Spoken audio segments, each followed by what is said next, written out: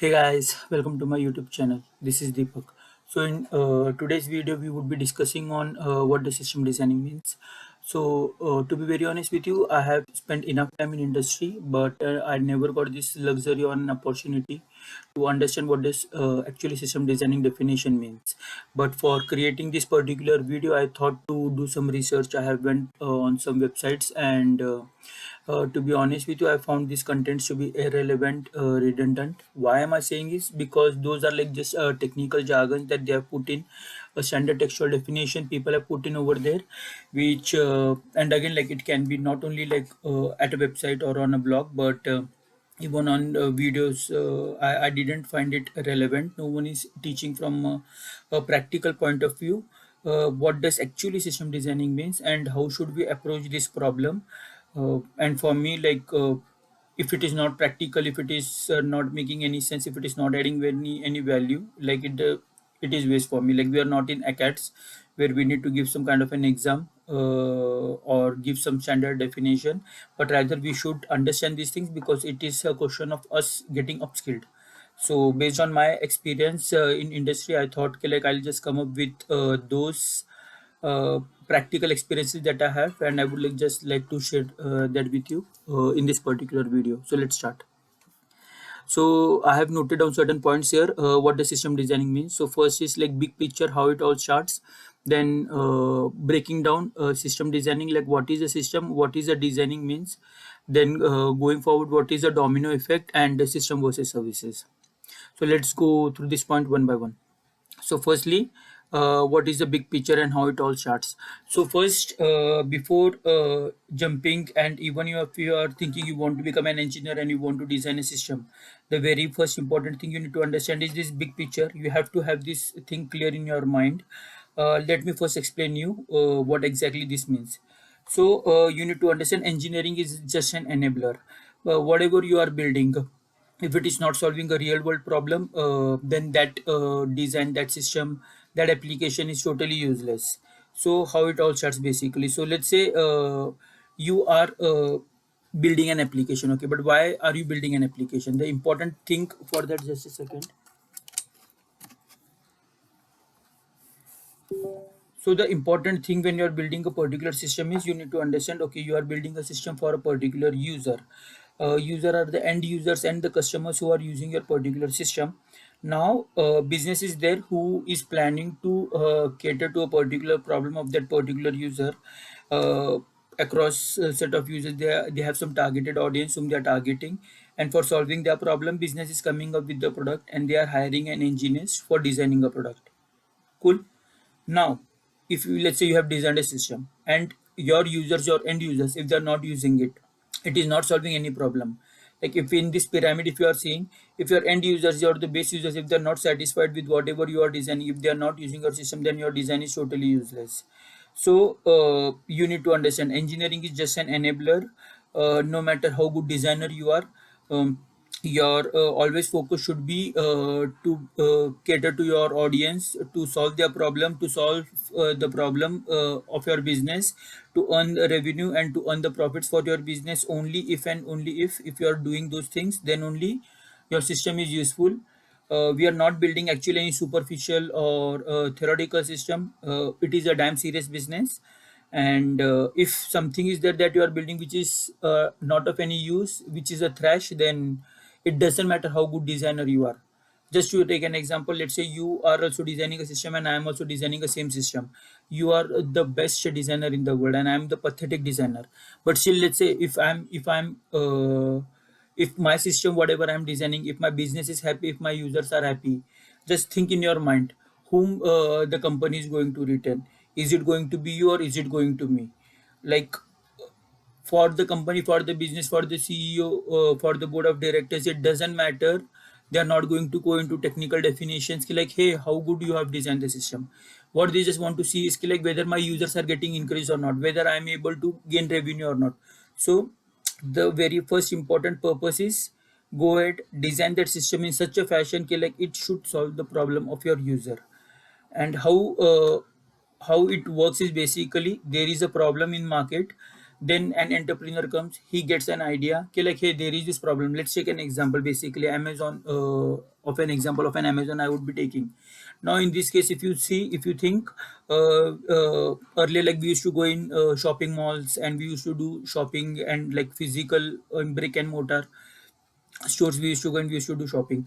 Now with a single click at our home, we are able to purchase. Why? Because, like, this was a luxury, this was a problem that Amazon wanted to solve. They came up with an e-commerce platform, Amazon. So that is the product.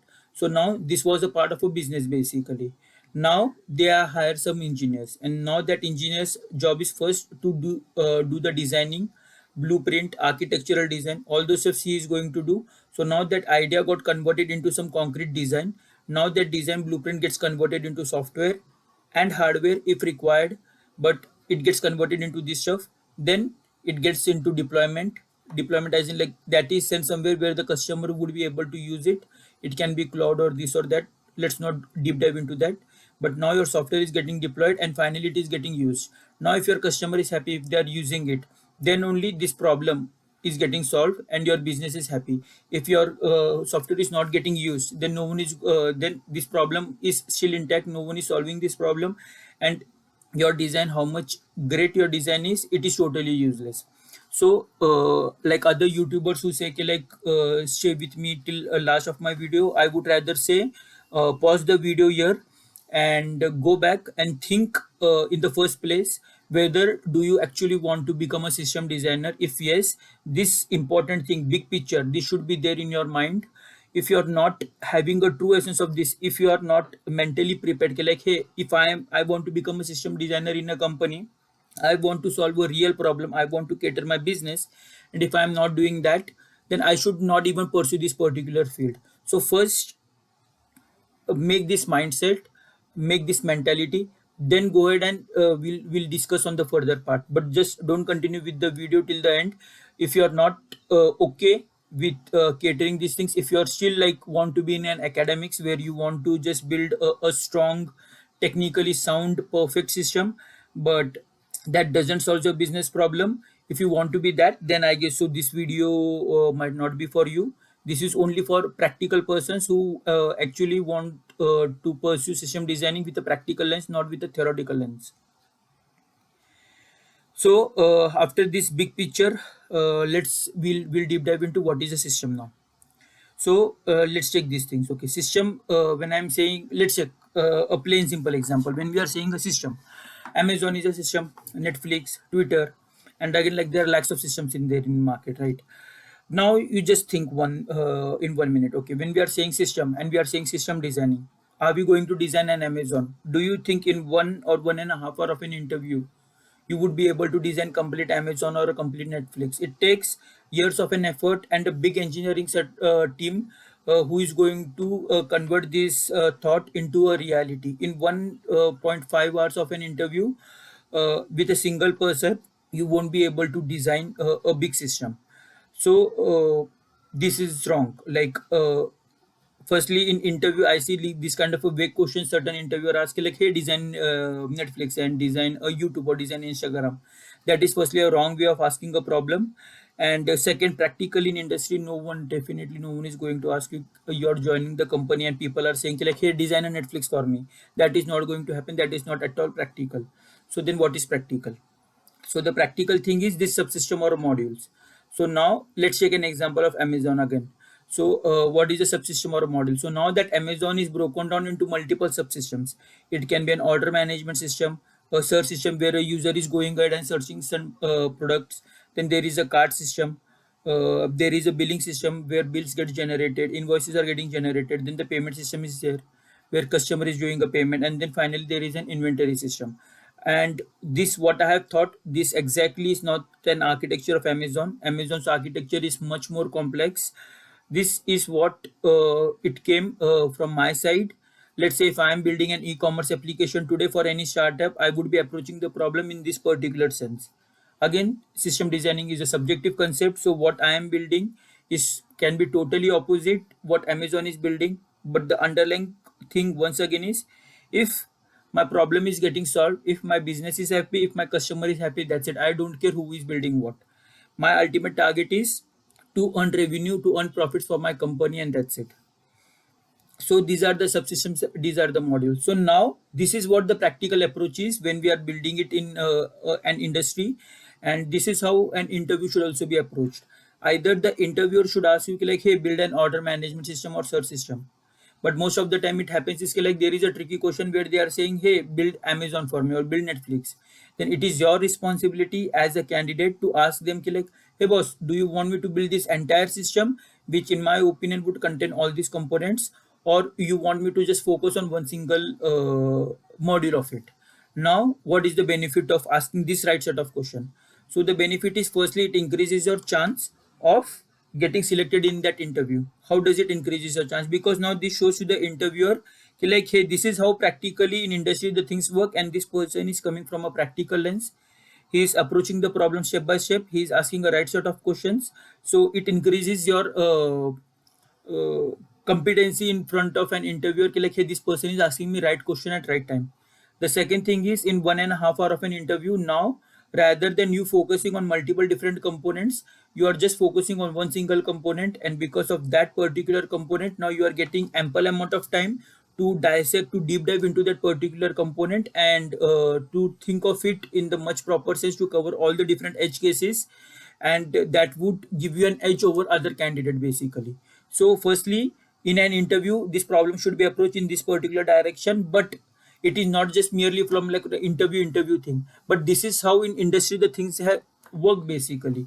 And you should approach interview in that similar fashion like, assuming you are now building a system for your company, you are solving a real world problem, you have to approach always an interview from that sense. So now we have seen what is a system, what is a subsystem, and this subsystem in itself is a system. Consider this thing, this subsystem in itself is a system. If you think from a recursive perspective, like there is a big problem, we try to solve that big problem into small problems, and we build that particular small problem, and eventually the big problem is getting solved in a recursive fashion. Similarly, no one is going to start directly designing a Twitter or Amazon. Everyone is going to focus on every single module of it, and again, like this module is again going to get broken down into multiple sub modules, and those sub modules are built, and then finally the whole big system is built. So this is just a diagram that I want to show you. And the worst thing and the best thing is, in internet, whenever you are searching for the videos, like, hey, Amazon is built or this and that, basically people starts just drawing these particular boxes, and they are saying, hey, this is what the Amazon is built. Now then you would be having a question, what differently you are doing? Like, you are also showing us the boxes. I'm not just showing you the boxes. What I'm trying to show you is, basically I am showing you this entirely. The thing is an Amazon. This is our end user.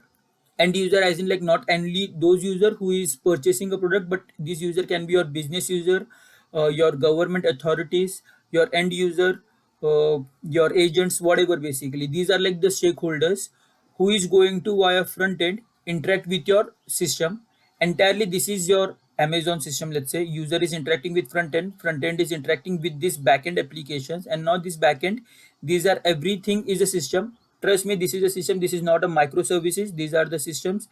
We will not deep dive into what these components are and this and that. This is not the motto of this particular video. What I just want to show you is the whole big system that is there. This big system is built only when we are having a small systems in place. If small systems are not there, the big systems can't be built. This is what at the end of the this video you want to take care of. Okay, like Amazon, Twitter, whatever big systems you can think of, those are having these small independent components, and when those components interact with each other in the proper fashion, then only a big system is getting built. You consider this thing, right? Twitter is an idea, microblogging is an idea. Twitter is not a reality, right? Twitter is okay, just a Twitter. But how exactly it is working? So there are these individual components. These are individual subsystems or a module that interact with each other. Those are deployed on somewhere, basically, and those are interacting. And finally, a user problem is getting solved. And we are saying we are building a Twitter. But is Twitter like kind of a box or something where someone is directly interacting? No. Twitter is just made of these independent components. So whenever you are approaching this whole big problem, you have to not focus on this big problem, but you have to focus on the chunks of it, which are these modules. Think it from that perspective. This would ease your life, and this would help you progress in your career faster. Then we have discussed on what is system. Now let's discuss on what is designing. So now you see designing part, we would be discussing on the designing. So now you see at a top level, if we leave the CXOs and the directors and stuff, VPs, you see there from a technical standpoint, there is like at a higher level there is an architect, senior staff software engineer, principal engineers. Then at a lower level there are technical leads, staff engineers, and then at lower level there are senior SGs and SGs like 3 to 1 and stuff like that. You guys, you might be thinking ki like, hey, you are explaining me the designing, why are you explaining me this hierarchy? There is a reason for that. Every person at that particular position has to play, has to contribute in the designing in that particular fashion. Like they have a big responsibility. The bigger the designation, the bigger the responsibility is. And it is very much important for you to understand at whatever level you are going to join that particular company, and at whatever level you are currently in that company, what is the bare minimum expectation a company is having from you, what all responsibility or contributions you have to make for the designing. That is very much important, and that's the reason I am explaining the responsibility of that particular designation in terms of designing. So now let's discuss about architect. And when I'm saying architect, you can just consider this whole complete hierarchy. Architect, so what are the responsibilities of an architect? So firstly, user interaction. Again, reiterating myself, user doesn't mean like, okay, it is just the end user who is using your system, but a user means it can be your business who wants to see how your system is performing based on certain reports and stuff like that. It can be government entities who want to see the tax report, the tax compliance authorities. It can be your end user, it can be anything. How those people are interacting with your system, whether their interaction is seamless, whether they are happy interacting with your system, whether it is solving the problem. That is what architect takes care of. Then the second thing that architect focus on is the technical stack. So when he's focusing on this technical stack, the important part is, so when he's focusing on this particular technical stack of an entire product. So when we are saying technical stack, what does it mean? It means like, okay, what language is suitable for my entire product, what database is, what communication protocols I should be using. All those things at a technical stacks for a product, for a platform, an architect is designing. Then comes the subsystems and modules. So these subsystems and modules that we have discussed above, so these subsystems and models, how it should be broken down, what are going to be an individual component, what is going to be the responsibility, all those things at a high level, at a very high level, the architect designs basically. And then he thinks of a scalability. When I'm saying the scalability, scalability has multiple different meanings. One thing you can think of a scalability is like, let's say today you are getting 100,000 requests per second. You are an Amazon and you are let's say getting 1,000 requests per second, and then later there is an Amazon Big Billion Day sale, and suddenly from 1,000 requests per second you start getting 10,000 requests per second or 100,000 requests per second at that particular moment. So that is a scalability. More and more people are now started using your particular system, so that like your system should be scalable enough ki like more and more users are coming, it is getting more and more revenue to your company, and your system should work, should cater to the requests of all those users.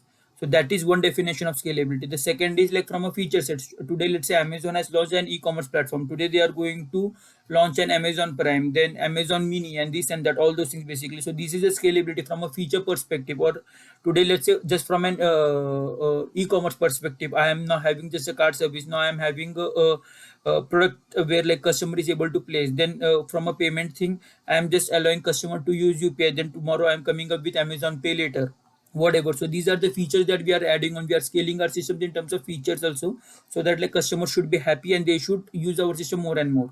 So that is the scalability thing that again like an architect has to think. And then along with that, the new features already I've mentioned, the product line business. So the important thing is like data is considered as gold.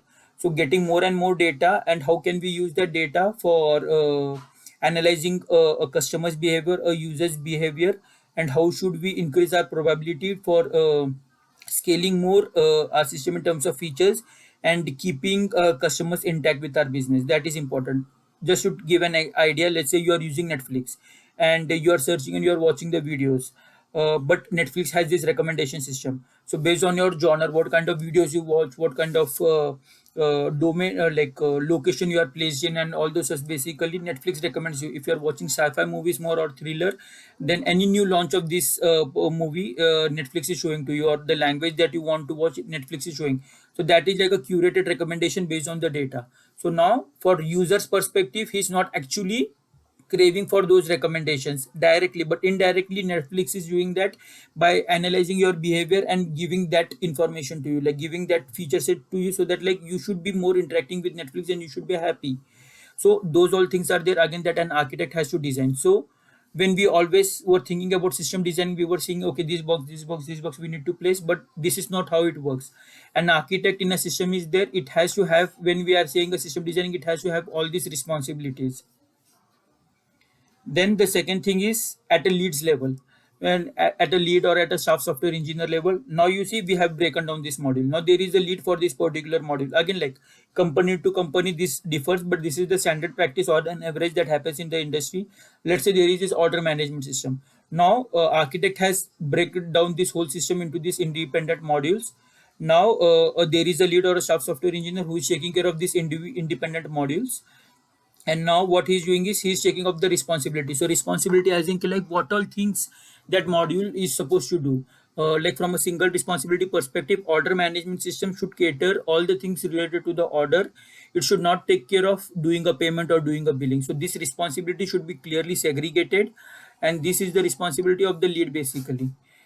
Then interaction with the other system, how my system is going to interact. Not always every system is a need to have a system in a production environment, like user is interacting. For example, Amazon, customer is purchasing something, he needs to have an order management system, but let's say for a recommendation, for an analytics, it doesn't need to be present at that moment. No customer is directly going to be interacting with it.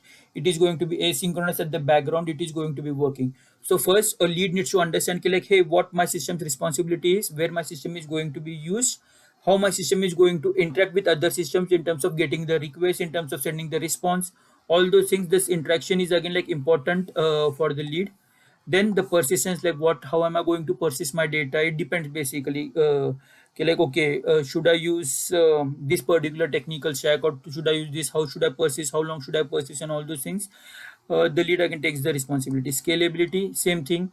If it is a search system or if it is an OMS system, then in that case, in a normal case, if I'm getting 1,000 requests, in other cases if I'm getting 100,000, so I should be capable to know, okay, like how my system should perform, so that like more and more requests with less and less pods I should be able to cater. There should be high throughput, low latency between the request and response that is happening, and all those things from a scalability, from traffic. Plus, if tomorrow I want to add on more feature, today just customer is placing an order. Tomorrow, if more things I have to do on an OMS, then I should be able to do that. So those scalability, he has to come, he has to think. Robustness, what would happen if my system is getting down? Should my system getting down? And if yes, what is the fallback mechanism I am going to have? All those things as a lead has to consider when he's designing a submodule. Then the tech stack. Not every system would be using the same tech stack. Let's say there are other services who are using, for an example, MySQL or a PostgreSQL, but I'm building an analytics system. I need a data warehouse, or I need a Cassandra. My system is having a high write throughput. I need a Cassandra, such kind of a system. So, based on what is the requirement of my module that I'm building, based on that I can pitch what this is the suitable tech stack for me. This I can pitch to my architect, and then there has to be a strong solid reasons why should I not use the existing tech stack, but why should I go ahead and choose another tech stack. We should not end up in the polyglot system. When I'm saying this polyglot, it means like, okay, in whole Amazon, every single modules is having own its own technical stack. Let's say OMS is having Java language and a MySQL database, and let's say there is an inventory system, it is having Cassandra, and there is another system, it is having some different technical stack. So now that becomes, that adds to an operational cost. So when you are designing a system, you have to consider this thing also, like there should be minimal operation cost, there should be more user benefits. So from all the lens, you have to think like how can you make your system work in a profitable sense with low cost, with high output in terms of revenue to your business, to your users. All those things again a lead has to consider. If you see, with all those things, the last thing that is going to come is like, hey, what is how am I going to place the boxes and this and that.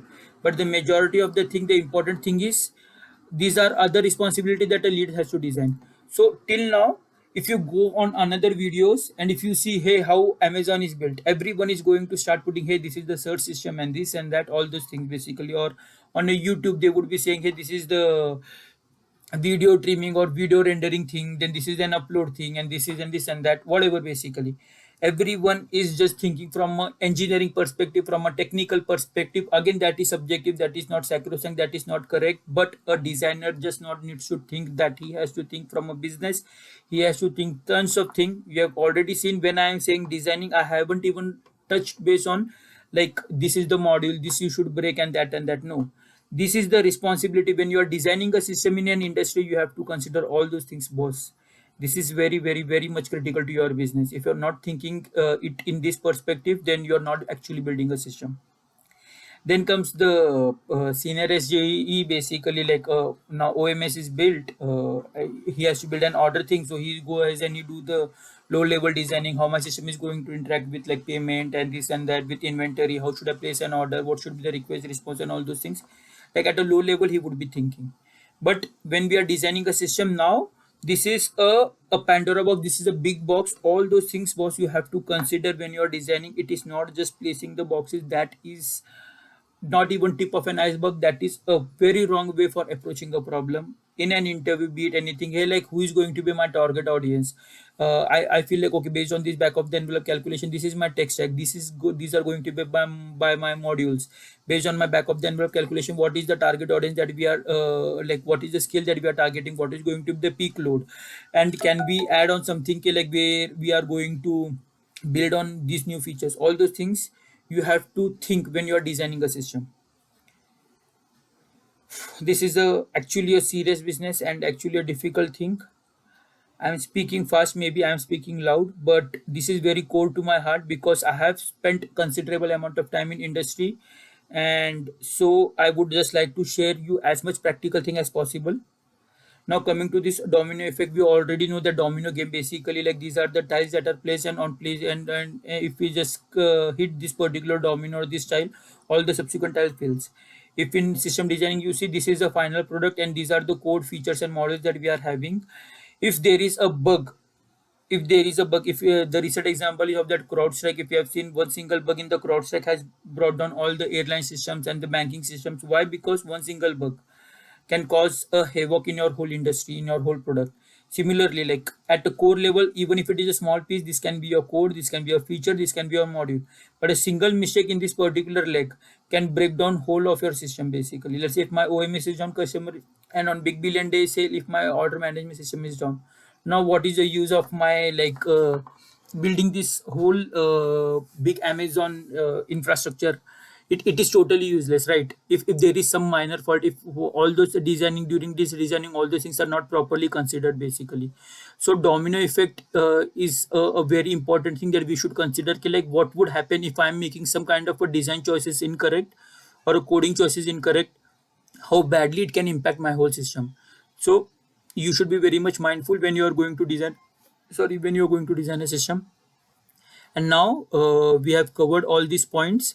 What are the big pictures? What is the system? What is the designing? What is the domino effect? Finally, system versus services. Most of like 90% of the people, when they have saw this diagram, they might be thinking, hey, search, why we are calling it as a system? Why it is not a service? This is a search service, this is a billing service, and they immediately start thinking of microservices. This is wrong. And again, like I am having a separate video, going to have a separate video on when to go with microservices, the design patterns of microservices, what is the difference between micro and nano services. Everything I would be discussing in my future videos. But there is a difference between system and a service. When I am saying billing system, in billing system there can be have multiple services. Like billing in itself is a domain, it is an entity. In billing, let's say bill generation is one of my segment. Second is like maintaining financial account. Third is maintaining the wallet, and all those things basically that I need to maintain for the particular customer. So for all these candidates, billing is a system. This system can have multiple different microservices. So, and again, like those are going to be microservices or nano services, that is a topic for separate. But when I'm saying system, a system in itself is an entirety, it is a loosely coupled single entity that is there. In this particular system, there can be have multiple microservices. So don't even ever confuse between a system and a service. system is a system, and a microservice is a microservice. Microservice is a subset of a system. System is big, service is small, and that's it. So what was my main purpose? So till now, if you are there on this particular video, the important thing for you to understand is what I have thought in this particular video. So what I have thought is I have thought you a practical thing, how in industry it works. This is very much critical thing. I bet not even a single video on internet you would be finding who is going to teach you this, because this is coming directly from my experience, what I have observed, what I have built. Initially I used also to just draw these particular boxes and I used to design, but when I started taking bigger roles, I started understanding ki like, hey boss, these drawing boxes anyone can do, like just learning something on internet they can build these things. But if you want to build a system actually for a business, solve a real world problem, and to grow fast and to grow greatly in your career, you have to consider all the different aspects how you can grow your business, not just from a technical perspective. That is just a small part. Engineering is just an enabler. It doesn't solve your business problem. Business is great, business is bigger thing, and you have to think only from a business perspective and from your user perspective, not just try to build a perfect system, which is a myth. Going forward I would be having again like a lot of videos deep diving. Now the definition is completed, we would be deep diving into mistakes that people generally make, how a system designing should be approached, and we would be deep diving into individual modules, components, and at the end we would be discussing we would be designing a practical systems, and from there we'll take it then. So if you have liked my video, if you feel I have contributed something in your life, please do subscribe to this channel for further videos, and please like this video and share this video, so that like it would reach the targeted audience and they can gain some benefit out of it. Thanks for your time.